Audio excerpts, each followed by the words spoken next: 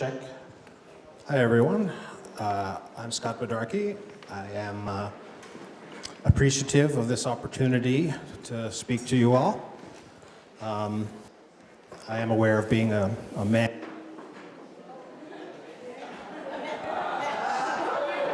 What? Yeah. I am aware of being a man speaking to a women's conference, so I hope that the content of what I have to say will merit the occasion. So it's hard to talk about opium without acknowledging that we seem to be in the middle of an opiate crisis. I do have some things to say about the opiate crisis that I intend to get to at the end of the talk. But it's important to emphasize that opium is something different entirely. And it turns out that a lot of what we know about opium is wrong. And I hope to clarify some of these things and also to examine some of the things that we still do not know about opium. So,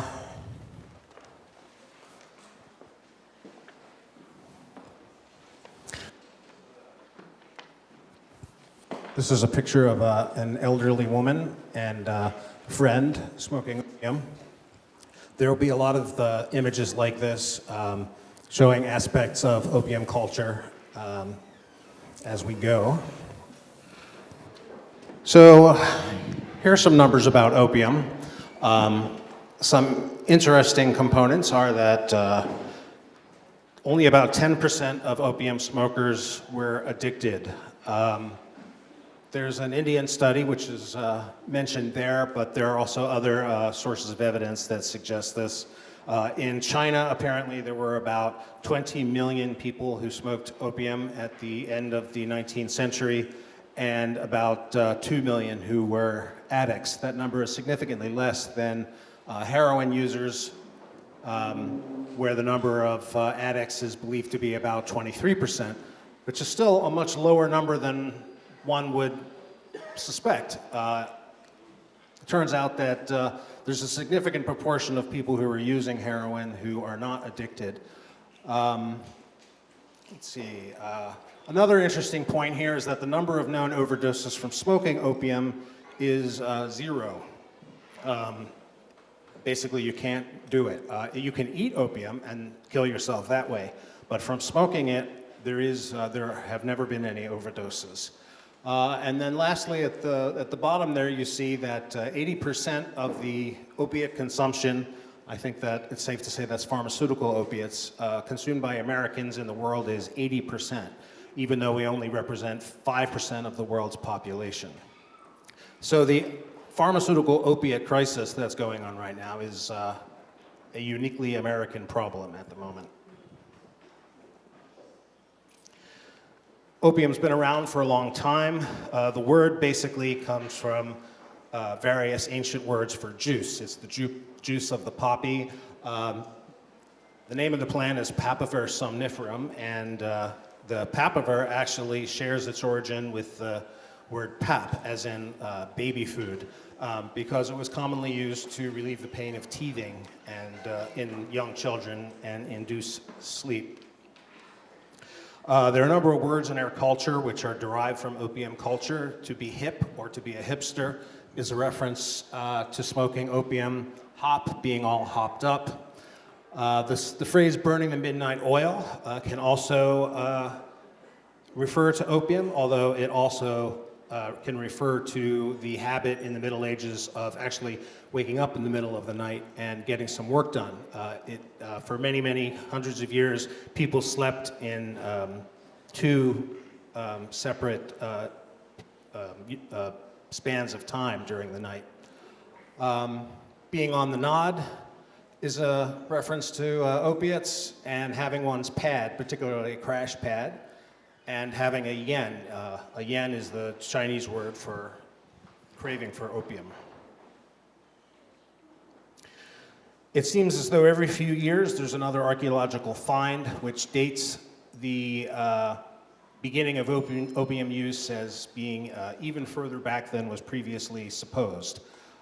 At this point, the use of opium goes back about 9,000 years, and as far as we can tell, it seems to have appeared in Europe for the first time and spread east from there. The best opium comes from poppies that have purple flowers. There are also varieties of opium that have white flowers, but the opium from them is reputed not to be as good. It's been used for various functions throughout history in addition to being a drug. It's been used for decoration in various ways. It's been used in a lot of forms. Pretty much every way you could shove the stuff into the body, it's been used that way. And it also has a number of uses traditionally. It was used in animals, so it has veterinary functions and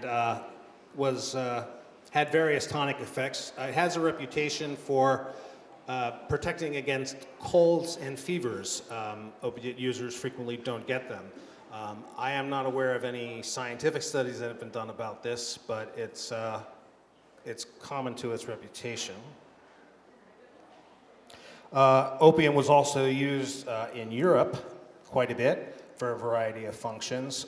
In ancient Greece, it was very popular for suicides and execution. Well, I guess that's not really a medical effect, but it was used for many different things. It also continues to be used in the present day. In general, pharmaceutical opiates have replaced most of the medical functions of opium per se, but there are some that still exist. Generally speaking, when opium is used medically these days, it's in the form of tincture of opium dissolved in alcohol, not so much opium itself. A very common preparation of opium since antiquity is opium tea, in which the poppies are ground up and steeped in water. Very simple preparation, and it has an effect from doing that.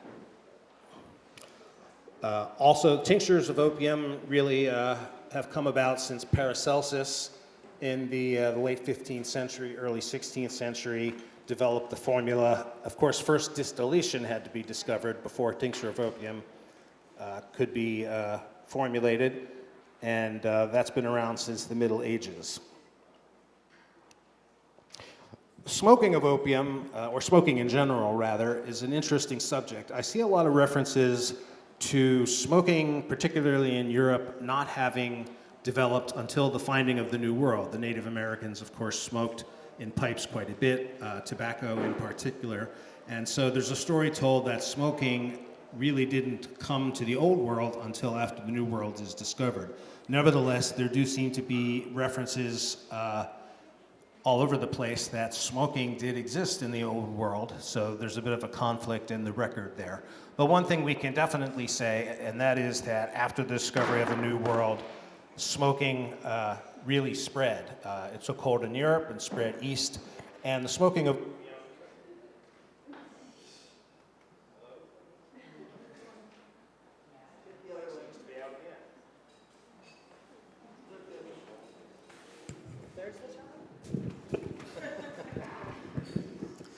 The smoking of opium in China didn't really get started until the 18th century. So pretty much 1700 to 1900 was the period of time in which opium smoking developed.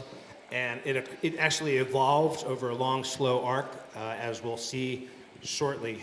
The opium pipe in particular took some time to develop. The opium pipe is actually not a pipe at all. It is a vaporizer, and we'll get into its functions as we go. Oops.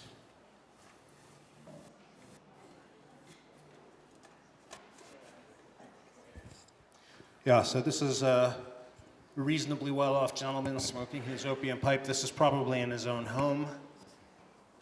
The wealthy tended to have their own opium spaces within their own houses, and then there were the public opium dens, as they've come to be called. The last opium dens that were open to the public, pretty much closed their doors about 15 years ago, and they were to be found in Laos. That was the last place where above-ground opium culture existed. Here we see two Chinese relaxing, smoking opium. You'll note that they're on this wooden platform, which I always, when I look at these things, think they don't look terribly comfortable, but you'll see in picture after picture people lying on these wooden opium beds. These folks seem pretty young. They're also smoking opium.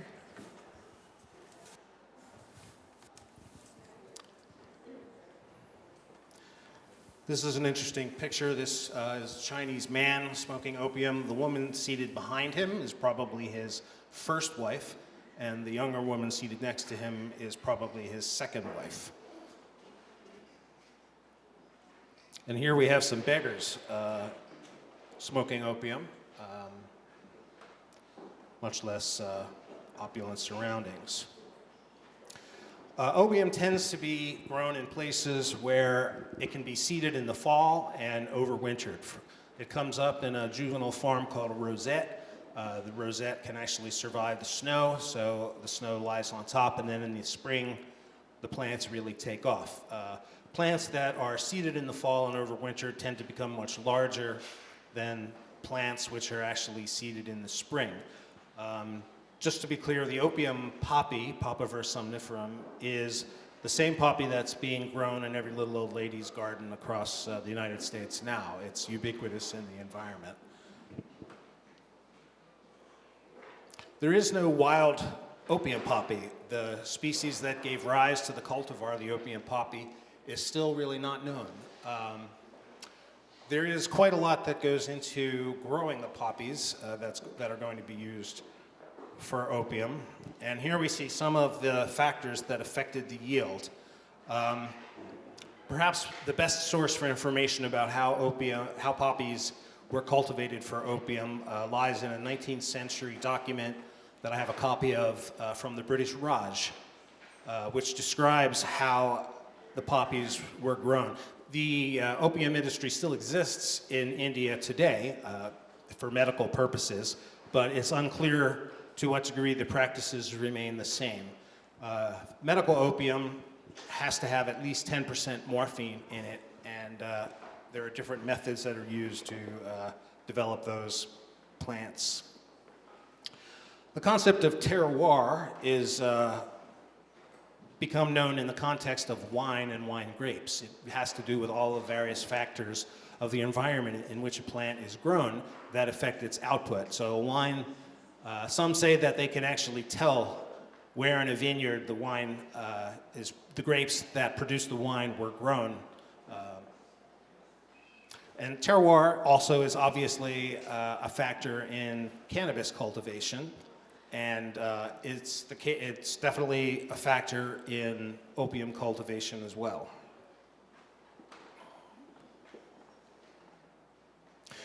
One thing that's worth mentioning at this point is that according to current scientific and medical understanding, opium is about morphine.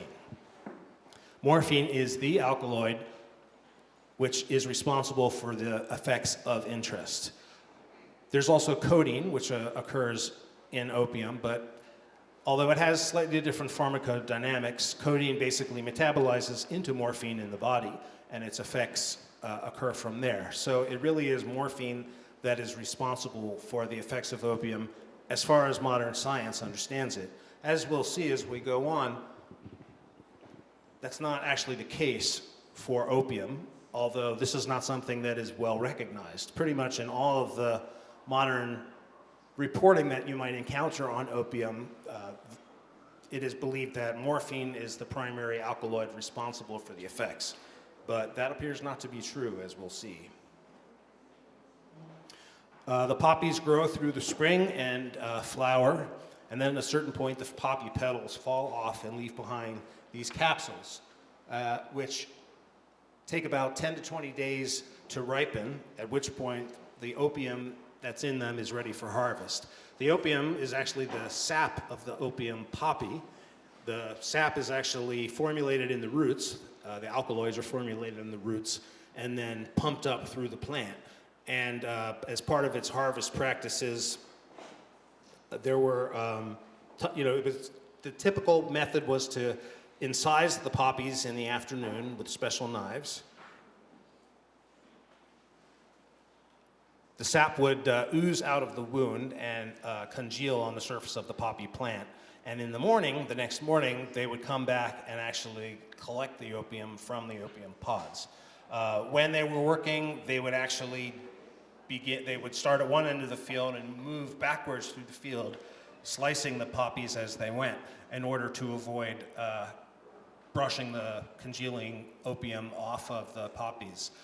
In the morning, when they went to actually collect the stuff, they would go forward through the fields.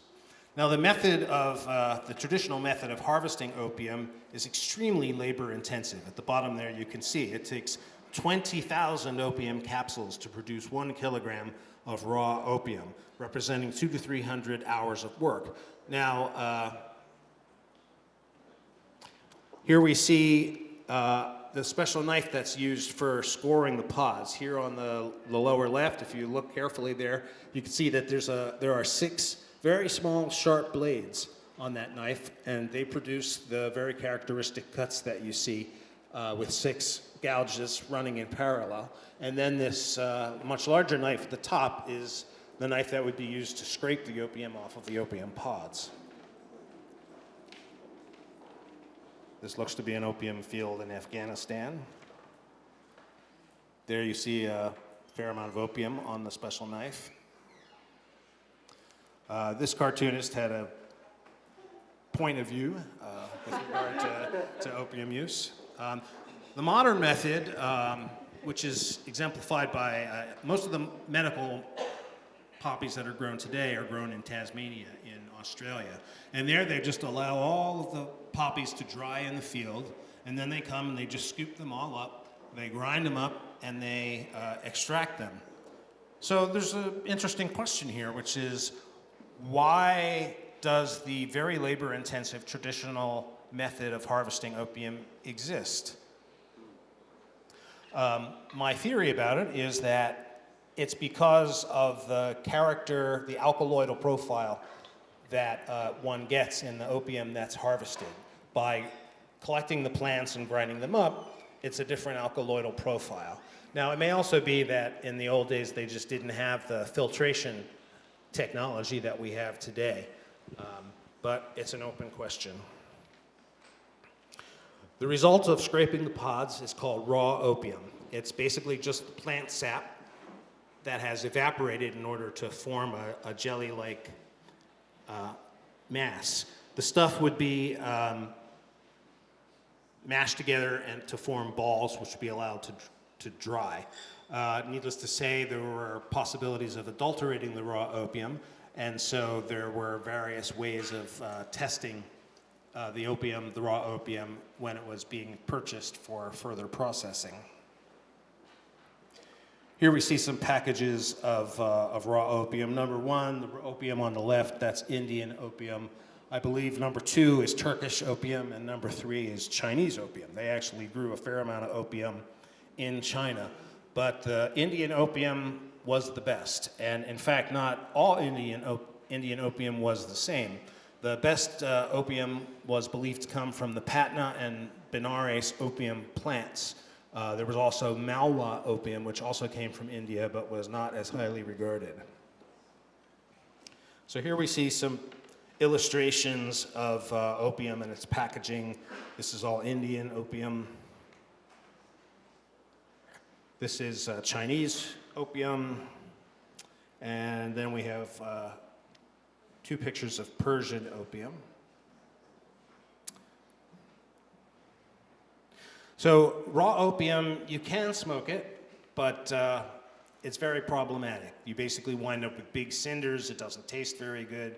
Other negative properties associated with. So in order to begin to render the opium into a form that was better for use, it had to be prepared. The opiate alkaloids are water soluble, so if you take raw opium and you put it in a big vat of water, the alkaloids will go into solution, and what will be left is the plant debris, bugs, twigs, whatever else happens to be in there. So the process of cooking opium would be to boil it and then filter it. It would be passed through successively finer layers of cloth for filtration, and then it would be left to stand in big jugs so that whatever sediment was left would settle at the bottom, and then they would pour off the liquid, and then they would repeat the process. And so cooked opium would have been through several successive iterations of boiling and filtering. But cooked opium, here we see, this is a factory in Saigon, Vietnam, where they're boiling the opium. Now, cooked opium, which is the result, would be the base material from which medical opium would be made. But as far as smoking, in China in particular, there was the development of what was called shandu. Shandu is smoking opium of the highest grade, and it undergoes significant further preparation from cooked opium. Now, cooked opium is probably what was smoked throughout the Middle Ages, from the time when smoking really took off. But somewhere in that zone of the 18th through the 20th centuries in China, where smoking developed, the shandu evolved, as we'll see. So these are some illustrations of the factory in Patna. This is the receiving room where raw opium is brought by farmers or middlemen. It would be weighed and evaluated in various ways and then taken in. Here we see the big vats into which the water and the opium would be placed in order to cook it.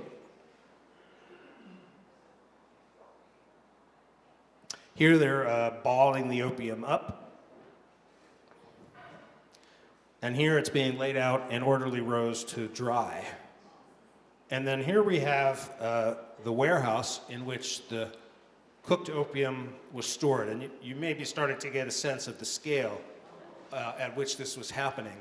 Now, there's a very interesting thing here. As I mentioned, the scientific view is that opium is really all about morphine. But if that were true, there actually wouldn't be a need to store this opium up like this. The cooked opium would actually be stored for up to a year in these warehouses. The morphine content doesn't change. So if what one was looking for was to get morphine from opium, there would be no need to engage in this process. So there are a number of these little things which, as one starts to study the subject, you start to notice that there are things about it that don't make sense when put up against the current scientific and medical view. Now, there are some peculiarities to the shandu. So once you had your cooked opium, it would then be, a portion of it would be converted into the shandu for smoking in the opium pipes. Apparently, this mostly occurred in China.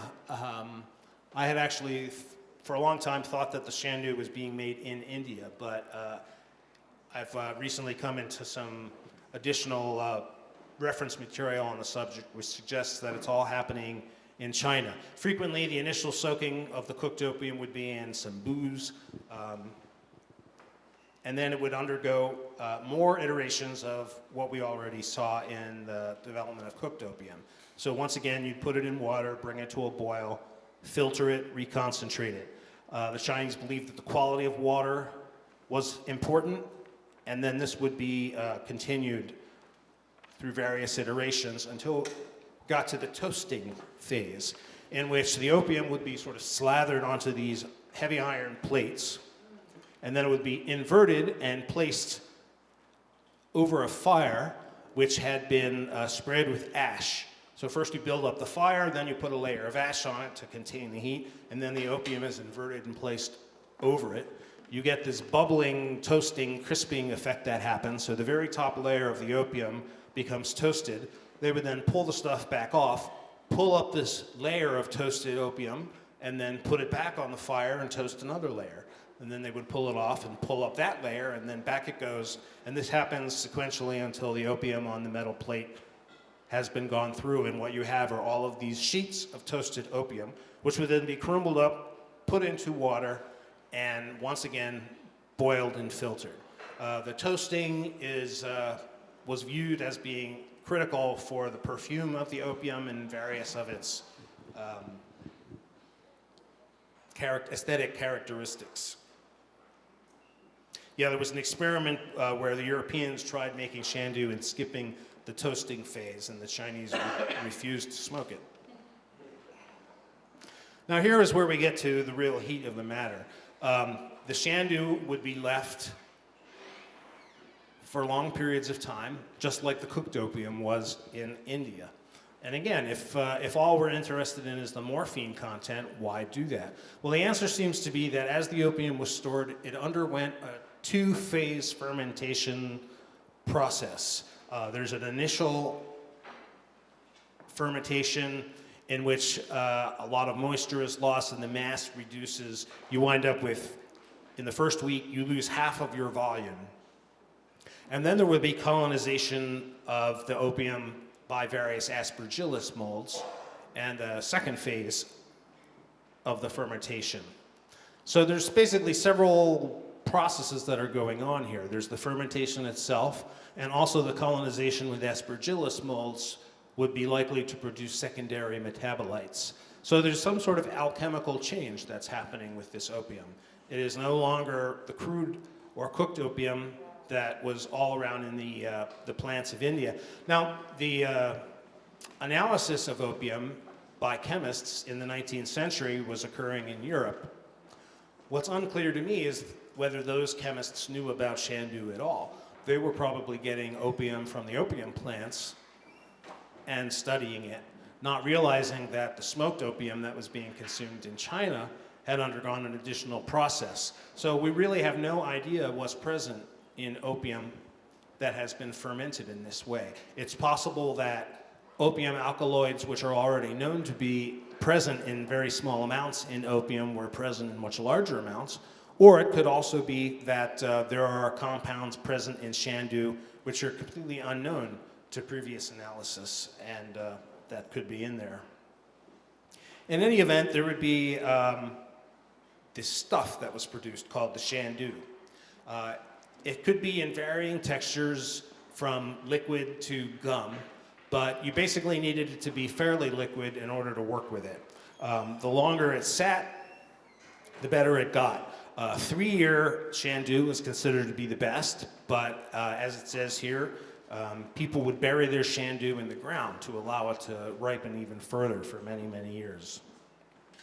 The shandu would also be formulated, you'll see at the bottom there, it says that a little bit of dross would be added to it, and I'll get into more detail about that shortly. All sorts of things would be added to opium to adulterate it, to try and pass lower grade opium over as high grade opium. And here we see some of those things, ranging from dried pig's blood to condensed milk. And then we also have a list of things that would be added to the shandu to enhance its scent, taste, or effect. And we see everything from tamarind juice, cinnamon water, to arsenic, which obviously would only be added in very small amounts, otherwise the effects would be undesirable. So here we see a succession of pictures that depict the making of shandu. You see these two-chambered vessels here passing through a solid vertical panel. I'm actually not sure what those are doing. Here we see filtration. These illustrations are from a sequence of 16 panels that are depicting the making of shandu. So these are all different stages of the shandu process. Here on the right, I think what we're seeing are the ovens in which the toasting process is happening. More filtration, again the ovens. Now we're getting toward the end of the processing. We see it being tested.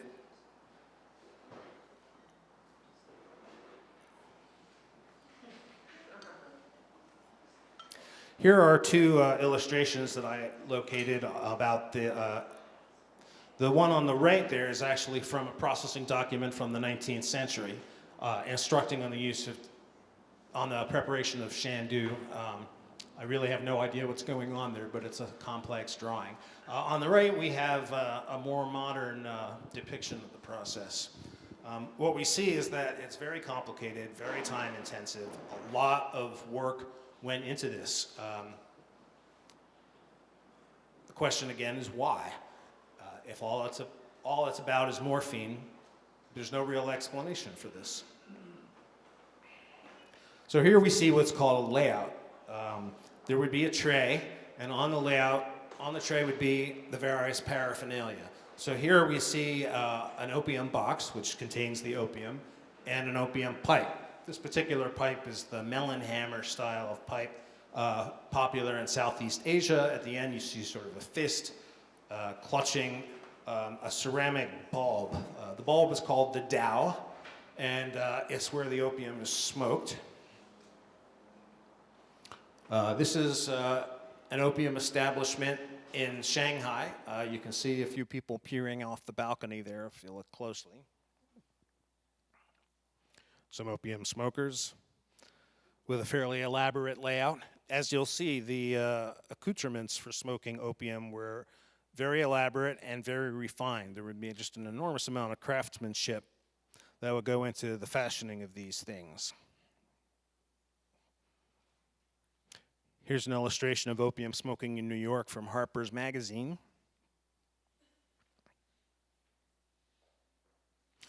Sorry, I'm moving through these pictures quickly. I think we let's see, skip through that one. This is an interesting set of illustrations here because we see a more well-off set of opium smokers on their opium bed with their layout, and we can contrast that with these folks who are on a plank on some sawhorses, not as well off. So I'm going to read a couple of these quotes about the effects of Shandu. After feeling the initial stimulation of opium in the body and in the brain, the smoker gradually begins to notice the more sedative effects, including bone-deep sensations of physical relaxation, total dissolution of all bodily discomforts, unruffled mental tranquility, and a sense of complete emotional equanimity. Here we have a lady lying in her bed. Across the river there you see the Bund of Shanghai. Photograph of some women smoking opium. I actually just uncovered these photographs of women smoking opium this week. I got a new reference in on Wednesday, so I quickly integrated these things into the slideshow. Here's a diagram of various pieces of opium paraphernalia. We'll get into what they all are as we go. More women smoking opium. This is a sculpture. You can see that the common perception of opium smokers is that these were destitute people in the streets, or that it was a very degraded existence. And it's certainly true that there were people like that. But as you can see from the artwork that arose around it and from these photographs, that wasn't the complete story. Here's another opium layout. We see two opium pipes. In the back there's a little rack. There's two ceramic bulbs, again, that's called the dao, sitting on them. We have an opium lamp in the center, and then on the lower portion of the tray here we have assorted bits of opium paraphernalia. Now remember, according to the data that we have, about 10% of the people who were smoking opium were addicted. The smokers of opium were divided into three strata. There were the so-called occasional smokers who might have a pipe a day or wouldn't smoke every day. Then there were sort of the next level, which were your three times a day smokers. And then you had your heavy opium users. Another comment about the effects of Shandu: it would bring about total relaxation of the more than 100 muscles of the face, a relaxation that runs so deep that it can completely change the character and composition of a face, particularly in those who normally wear a tight mask in public. This softening and loosening of the autonomic facial muscles, which are normally very taut, can cause such a profound change in the smoker's physiognomy that she appears to have become an entirely different person. Another diagram of paraphernalia. This is an opium scale. This would be obviously used to weigh the opium as it was coming in. This is a smoker's scale that you would use to evaluate it. Another opium layout. There's going to be a number of these photographs because the pieces of paraphernalia were just amazing. There were people who there were whole industries around this paraphernalia. You could make a living as a repairer of opium pipes, to say nothing of making them. This is a particularly nice layout there. Here we see a portable one, so you could take it on the road with you. These are opium boxes. These would be your little stash boxes into which the opium would be placed.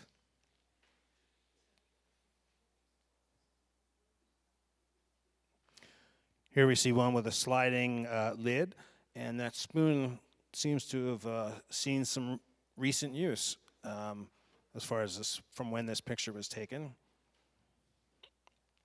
Another comment about the effects of Shandu: a sense of perfect balance achieved throughout the entire human system, the nervous system, circulatory system, muscular system, and a supple limberness of the joints, a harmony of all the vital bodily functions.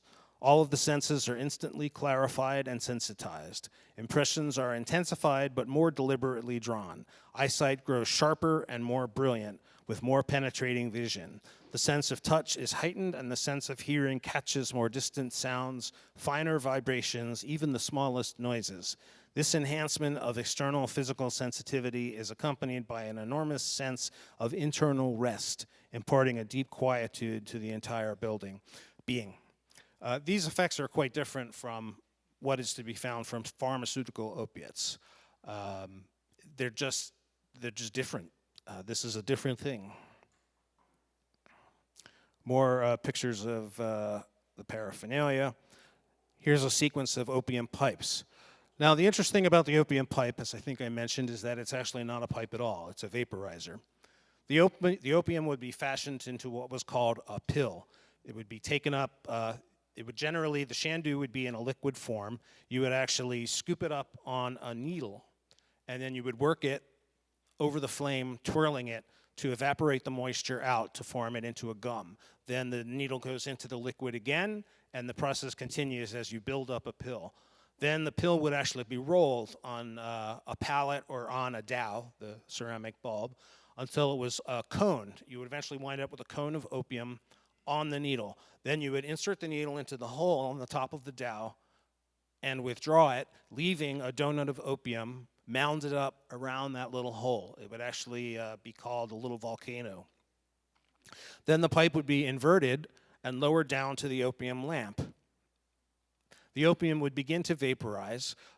Apparently the actual So first of all, you would have opium chefs. These are people, again, who made their living, and they became expert at preparing the opium and preparing the pipes. It was actually a skill that one had to develop. It wasn't just you sort of stuff it into a bowl and light it up. It didn't work that way. And even the smoking of itself required chops. A skilled opium smoker would first take a couple of initial puffs, and then a long, slow draw. The opium smokers themselves, there was 3 styles of opium smoking. In the first were mouth smokers who would draw the smoke into their mouths and then exhale it. Then there were the deep smokers who would draw it into the lungs and hold it there. And then were the third class of opium smokers who engaged in a practice called swallowing clouds, where they would actually draw the opium into their lungs, hold it, and then they would swallow it and follow it with tea.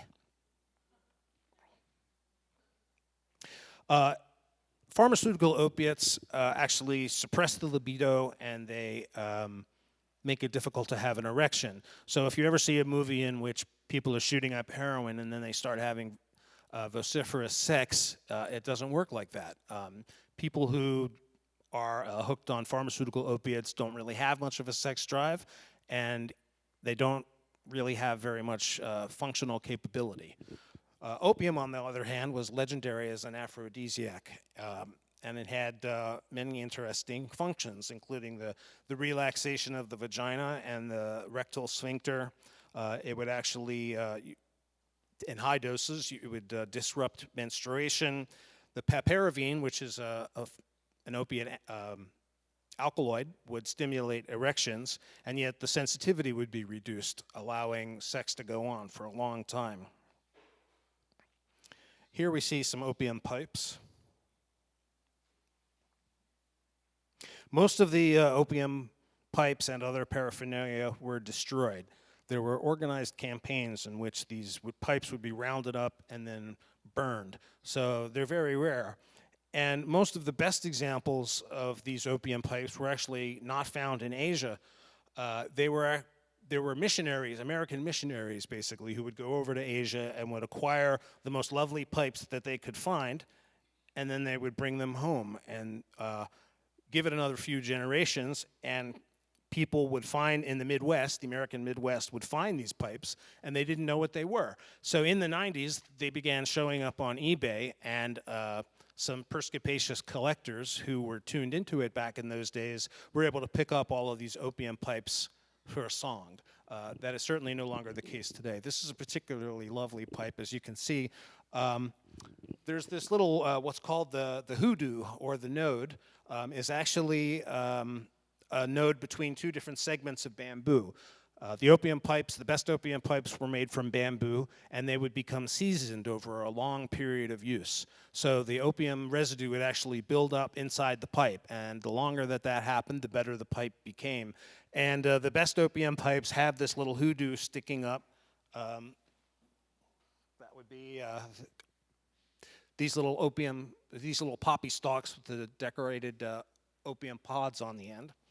And here, even the socket on what's called the saddle also is in the shape of an opium poppy. Some more opium pipes with hoodoos. This one, you see that little snake saddle there. That's a particularly nice one. Here we see some hoodoo carvings, animals and rats. Apparently animals were very into opium smoke, and so your cat and your dog would actually come and hang out if you were smoking opium. Even birds would apparently come, and wild lizards would congregate on the ceilings.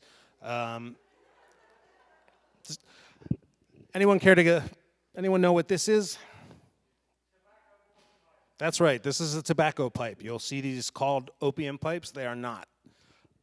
Anytime you see a pipe, a long pipe with a bowl on it, like you would smoke marijuana from, it's probably not an opium pipe. Now here we see some of the opium tools. Sort of a bewildering array of these things. Now the needles, such as we see here, would be used for working the shandu over the flame, converting it from its liquid phase into the pill. Here we see a needle stand and a little saucer. So if your shandu was too liquidy and you couldn't get it to adhere to the needles, you would put a little saucepan on a little flame. Looks like that little cooker under there is in the shape of an opium pod again, a poppy pod, and you would reduce the liquid that way. So I think I've pretty much already gone through most of these steps. This is the process for preparing the pill. I'm moving quickly because we don't have that much time. And then, as I said, the needle would be inserted in the hole with a little donut of opium and then withdrawn. Here we see some comments about the smoking process. I think I mentioned the 3 types of smokers already. Here's an interesting point down near the bottom. There is no rush. Pharmaceutical opiate users today are accustomed to the rush. Particularly with injection, intravenous, you get the most intense rush, intramuscular, less so. And those are considered the most addictive ways to do pharmaceutical opiates. With smoked shandu, there was no rush. The effects would actually come on slowly over about 30 minutes as the various alkaloids that were present in the opium took effect. Now, here's the interesting thing. When one lowered one's pipe to the opium lamp and vaporized the opium and inhaled, it would be drawn into the dowel, the ceramic bulb. Now that bulb is hollow, And what would happen is a precipitate would form inside the ceramic bulb. And periodically, the opium chef would pull off the bulb and would take out a special knife and would scrape the interior of the bulb to remove that residue that was accumulating there. And that residue is called the dross. Now, the term dross in our culture pretty much connotes something of low quality, that was inferior. And so it was with the dross. Now, most references claim that the dross actually concentrated the morphine content by 4 to 5 times. So the dross, being high in morphine, would then be scraped out and would serve several different functions. For one, it would be sold as a lower quality product. Poor people in the streets frequently were called dross heads because that was what they were smoking. And the dross is very high in morphine. So now here's the interesting thing. The function of the opium pipe, as developed by the Chinese, actually reduces the morphine content of the opium quite drastically. If morphine is the thing that you're looking for, why would you develop a pipe that removes it? So again, there's another piece of evidence that suggests that smoked opium, as was practiced in the 19th century, was not about morphine. It was about something else. The effects were different, the process was different, the surroundings were different. It just doesn't seem to have very much in common with what we see today that people are doing using pharmaceutical opiates. Heroin, of course, is a pharmaceutical. It was developed by the Bayer Company. It was initially brought to market as a cure for morphine addiction, which it is. Here we see some Dow. Notice the crab one. More Dow. Just an enormous amount of craftsmanship went into these things. This is a very unusual Dow. It has 5 smoking apertures on it.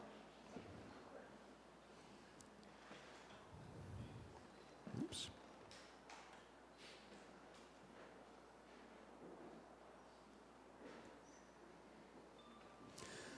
Yeah, so it looks like I've discussed much of this already.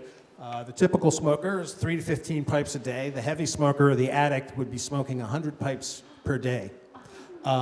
Now, I realize that a lot of what I have to say about opium makes it sound very appealing.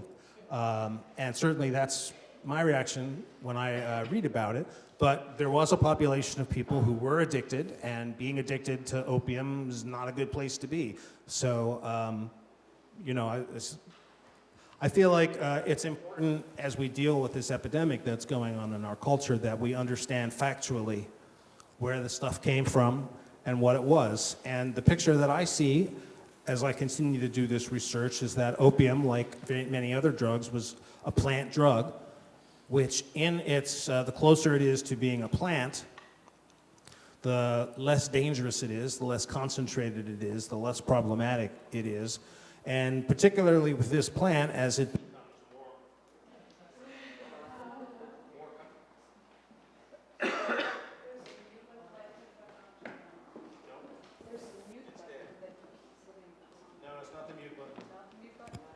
not the mute. There it is. Okay.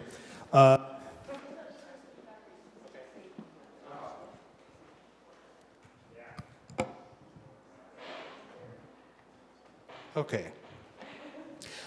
Oh yeah. Opium smoke apparently attracts animals, but it repels mosquitoes. And notice this comment down here. The Royal Commission on Opium in India, which was commissioned by the Raj, found that opium was harmless when taken in moderation. I'm not saying that that is correct. I don't know. I've never smoked the shandu. It's really, if it exists in the world today, it's in Asia and it's very underground. So my interest is in facilitating a re-examination of all of this stuff and throwing off the blinders that have accrued from 100 years of racist policy, economic warfare, and you know, everybody here is familiar with the drug war, and the drug war started with opium. And so I think we have to re-examine everything that we've been told. We have to try and uncover what was really going on back in those days. And that's not to say that opium was not dangerous. Here we see a particularly nice layout of pipe, lamp, and teapot. These are opium lamps. These were designed so that the temperature at the top of the glass chimney was the correct vaporization temperature of opium, which is about 250 degrees Celsius. Yeah, you may have noticed there's a few of these little bugs on chains. That's actually designed to be interposed between the flame of the lamp and the smoker so that there isn't so much glare. So as I was saying, 250 degrees Celsius is the correct vaporization temperature for the various opiate alkaloids, between 200 and 250. At 300 degrees Celsius, the opium is burning. It has a very unpleasant taste and smell. Particularly lovely opium lamp here.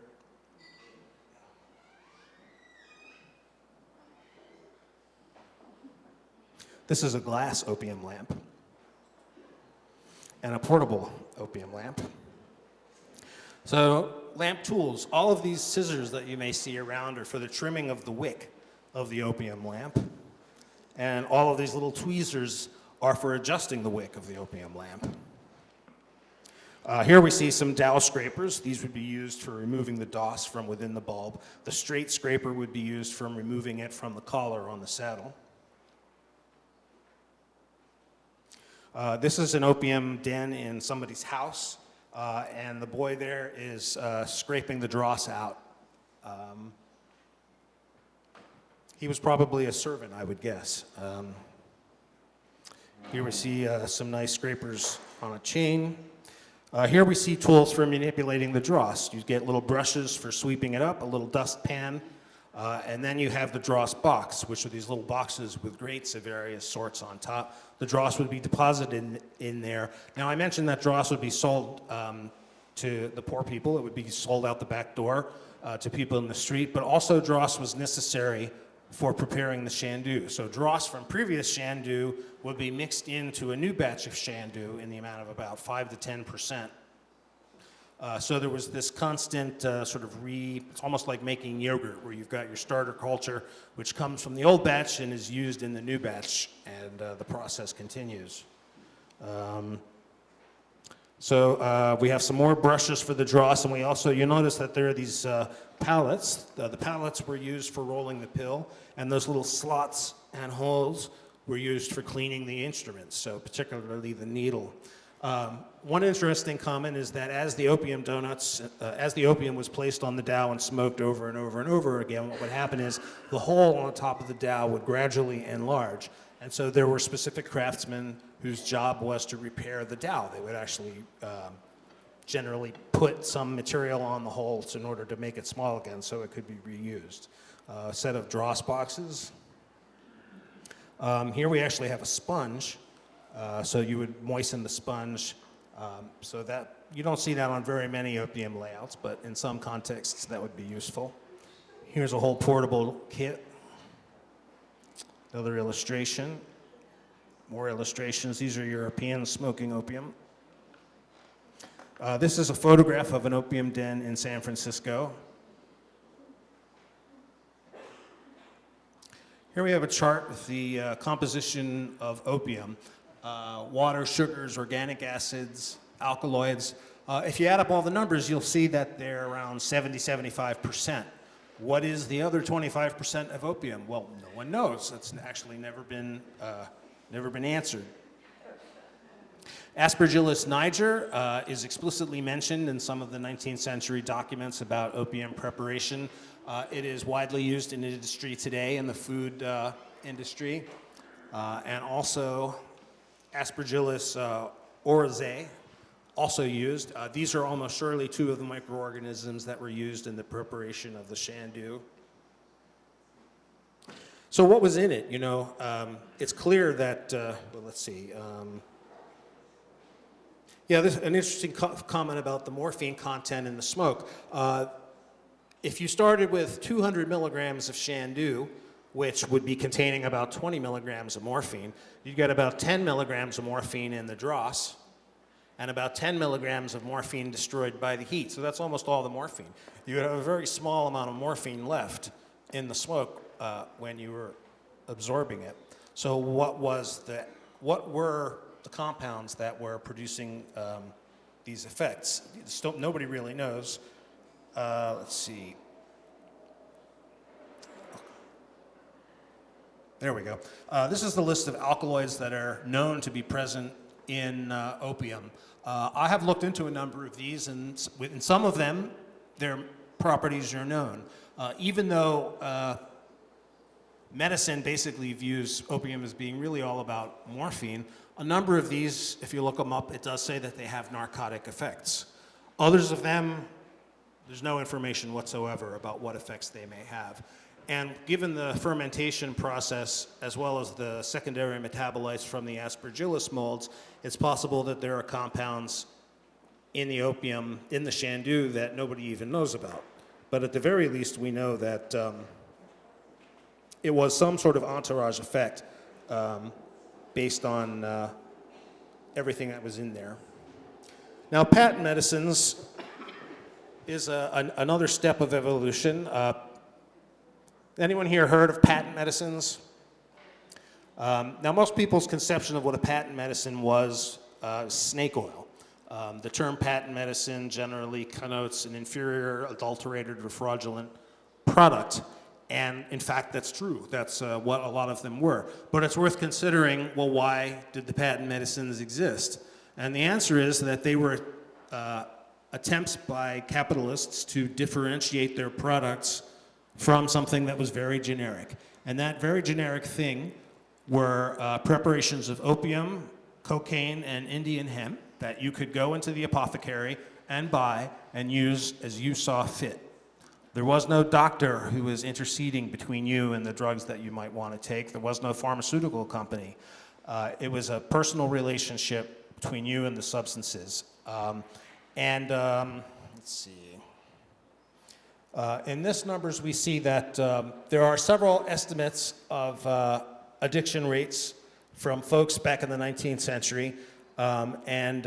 At that time, it was estimated that 0.5% of the American population was addicted to opiates. And when I say opiates, I mean morphine, which was invented in the early 19th century, and heroin, which was also invented. No, I guess it probably wasn't heroin, because that was, I think, into the 20th century. But we had 0.5% of the population in the country addicted to opiates when they were perfectly legal and you could walk into an apothecary and buy them for yourself. Today, it's 0.77%. So it's actually almost half again higher now than it was in the 19th century before prohibition had taken effect. So how did prohibition come to be? There's an excellent book called The Cult of Pharmacology by Richard Legrand-Pere, who anyone who's interested in the subject of prohibition should read. Basically, there was an unholy alliance that was formed between the pharmaceutical industry and the medical establishment on the one hand and the government on the other. The drugs were divided into two categories, the prescribed and the proscribed. The doctor was installed as the intercessionary who determines what's best for you, and the rest of the drugs were subject to government control and were prohibited. You know, the doctors really occupy a singular niche. With any other profession, if you go to see a lawyer or an accountant, you are hiring someone with expertise to advise you so that you can make the best decision possible. The medical profession doesn't work that way. You are not responsible for your health care. The doctor is the person who decides what's best for you. It's the doctor who decides what drugs you can take or can't take.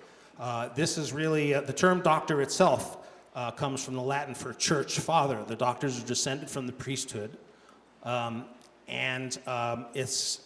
It's very much a component of the in loco parentis state, where the government is the parent and deciding what is best for you, the child. This is one of the things that gives me great pause as we see the whole medicalization movement around cannabis and psychedelics taking effect. I'm not sure that that's really, I guess it's a marginally better outcome, but it still seems very far from any sort of enlightened age in which human beings are considered to be autonomous beings who are adults who can make the best decisions for themselves without the need of some father figure who is in charge, who is going to tell you what's best for you.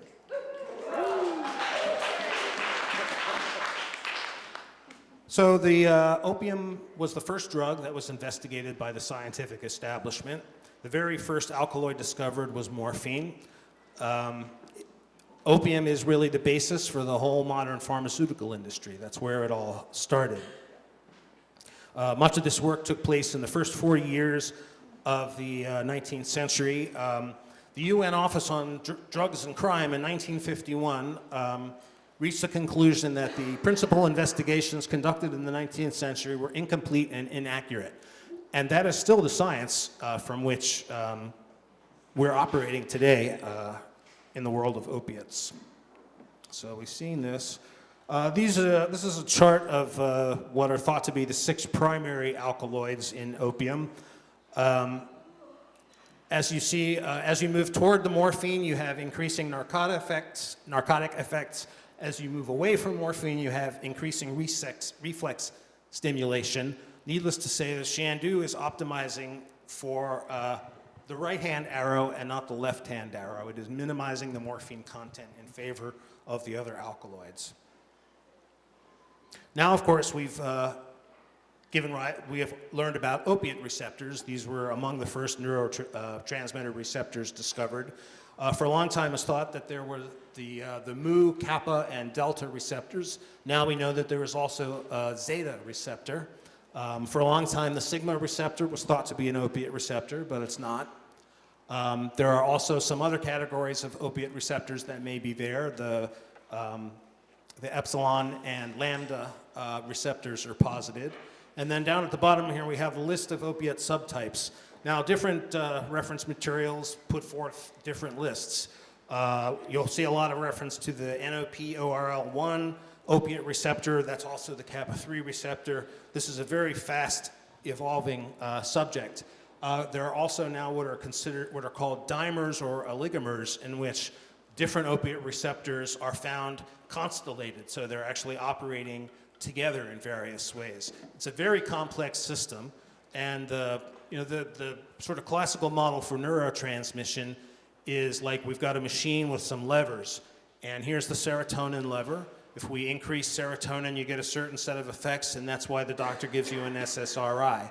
On another lever, it controls GABA, which is the downer neurotransmitter. GABAergics are alcohol, GHB, the benzodiazepines, gabapentin, muscimol from the Amanita muscaria mushroom, and then you have your opiate receptors. Now, back in the 90s, a medical philosopher by the name of David Pierce wrote a document called The Good Drug Guide, and in that, he predicted that if ever a truly effective antidepressant is formulated, it's likely to be an opiate. And this is a very interesting idea, because when we consider the problem with opiates, it's really that the system quickly adapts to an opiate. So that lovely effect that people become enraptured by goes away very quickly. And then you find yourself chasing after this effect by taking larger and larger and larger amounts of the drug to try and recapture that, that effect that you liked so much. So that's the one thing that leads into a lot of problems. But what if an opiate were formulated that didn't have these problems? Well, there is such an opiate, and that's buprenorphine, which is now on the front lines of treating opiate addicts. Now, of course, buprenorphine is itself an opiate, but unlike most of the opiates that we've talked about, buprenorphine has its primary effect at the kappa receptor, at which it's an antagonist, and at the mu receptor, it's actually a partial agonist with preferential binding. So it blockades the mu receptor, it prevents other opiates from binding there. As a partial agonist, it gives you a little bit of a boost, but only so much. It doesn't take you any further. So in practice, buprenorphine tends to have mood stabilizing effects, a mood lifting effect. It doesn't build tolerance, so you don't have to keep taking more and more. in general, it seems to be fairly salutary, and it's starting to be used off-label for depression. Now, the FDA recently made a decision that buprenorphine would not be considered on-label for treating depression, even though it does seem to be effective that way. To me, it seems pretty clear that as the research continues, there are going to be other opiate alkaloids that potentially bring the effects of opiates that people want and that people like, and perhaps do away with the effects that cause problems. Now, it's clear that